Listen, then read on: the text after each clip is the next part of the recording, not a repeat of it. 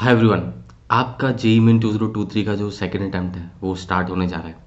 और आपने पिछले 2 साल में बहुत मेहनत करी है, ठीक है। और आपने बहुत एफर्ट के साथ पढ़ाई करी है, बहुत सारी क्लासेस लगाए हैं, कितने सारे क्वेश्चन सॉल्व किए हैं। तो अब ये वो टाइम है जब आपको वो सारे एफर्ट का जो फ्रूट है ना, वो मिलने वाला है ना। तो यहाँ पे आके आप अगर बेसिक गलतियाँ कर देंगे, अगर आप यहाँ पे आके वो फोकस को लूज़ कर देंगे, तो आप उतना बढ़िया रिजल्ट नहीं पा पाएंगे जिसके लिए आप इतने टाइम से पढ़ रहे हैं, है ना। तो हमें कुछ चीज़ों का ध्यान रखना है डेफिनेटली पेपर में और पेपर के जस्ट पहले। क्या कि हम पहली बात तो हम कुछ भी नई चीज़ें शुरू नहीं करें इस समय। हम अपने आप को कंफ्यूज नहीं करना चाहते हैं, हम अपने आप को डीमोटिवेट नहीं करना चाहते हैं ऐसी चीज़ें पढ़ के जिसके बारे में हमें कम आइडिया है, जिसके बारे में हमें नहीं पता है। बिकॉज हम नहीं चाहते कि हमें ऐसा फीलिंग आए कि हमने कुछ चीज़ें मिस आउट कर दी। बिकॉज एग्ज़ाम के पहले we have to make sure that कि हम कॉन्फिडेंट रहें, हम पॉजिटिव फ्रेम ऑफ माइंड में एग्ज़ाम में जाएं और इस बिलीव के साथ जाएं कि हमने एक सफिशिएंट तैयारी कर ली है और अब हमारी जो रैंक आएगी, जो हमारे मार्क्स आएंगे वो बहुत बढ़िया आएंगे और जो हम एक्सपेक्ट कर रहे हैं हम उतना अचीव कर पाएंगे, ठीक है। इस चीज़ का ध्यान रखेंगे।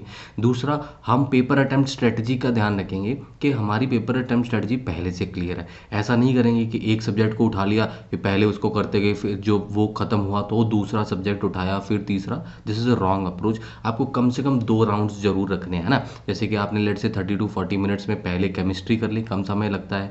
उसके बाद फिर आपने एक 40 मिनट्स का राउंड लेट से फिजिक्स का या मैथ्स का लगा लिया, उसके बाद मैथ्स या फिजिक्स का जो भी है। तो ये लगाने के बाद आपके पास पहला राउंड खत्म हो जाएगा और आपने पेपर मोर और लेस देख लिया होगा ना।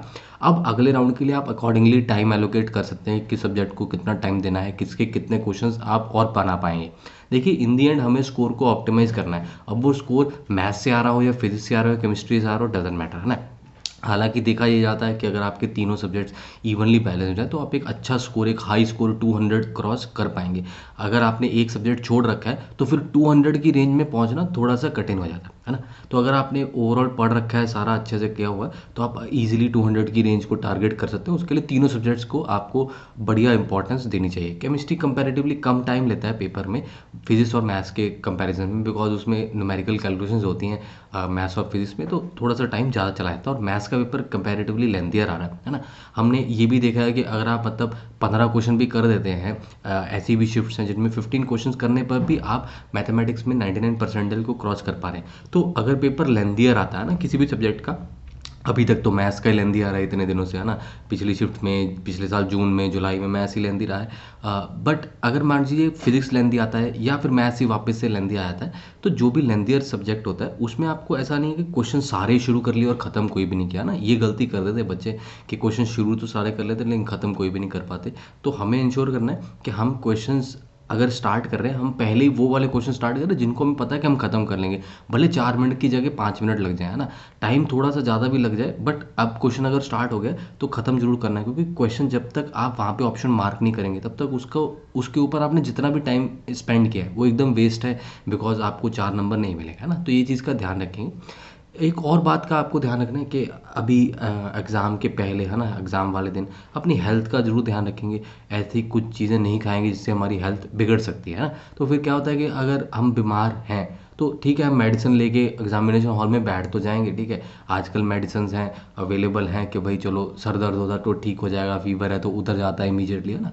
तो ये सब चीज़ें हो जाती हैं लेकिन फिर भी आप समझ सकते हैं कि अगर आप नेचुरली हेल्दी हैं अगर, तो आपका आउटपुट जो है वो बेटर निकलेगा एज़ कम्पेयर टू आप मेडिसिन लेके मतलब वहाँ पे टिके हुए हैं, आपने दर्द को रोक रखा, आप बैठे हैं ना, तो थोड़ा सा डिफरेंस आया था। इसलिए कोशिश करें कि आप हेल्दी ही रहें एग्ज़ाम के टाइम तक एटलीस्ट, उसके बाद भी रहें मैं तो चाहूँगा।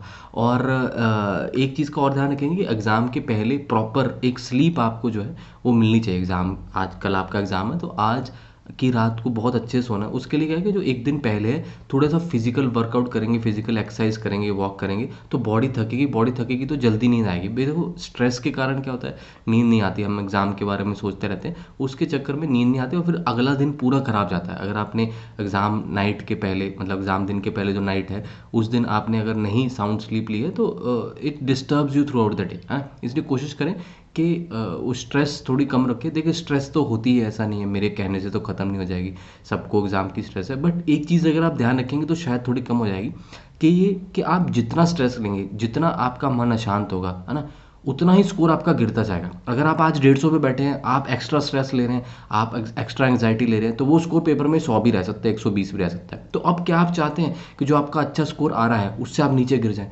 तो एंग्जाइटी थोड़ी बहुत ठीक होती है, जितनी का आपको फोकस करने के लिए चाहिए, बट इतना एंशियस नहीं हो जाना कि हमारी वो ओवरकम कर जाए, हमें ओवरटेक कर जाए और हमारा जो स्कोर है वो गिरने लग जाए। तो डोंट डू दैट, है ना। ये छोटी मोटी टिप्स हैं, वो फर्स्ट अटेम्प्ट के समय भी आपको दी थी। तो आई होप आप इनको फॉलो करेंगे और बहुत बढ़िया रिजल्ट जो है वो लेके आएंगे। हम सब की प्रेयर्स आपके साथ हैं, हम सब की विशेज़ आपके साथ हैं, और हम चाहते हैं कि आप बहुत बढ़िया रिजल्ट लाएँ, बहुत बढ़िया रैंक्स लाएँ और अच्छे अच्छे कॉलेजेस में जाएँ, है ना।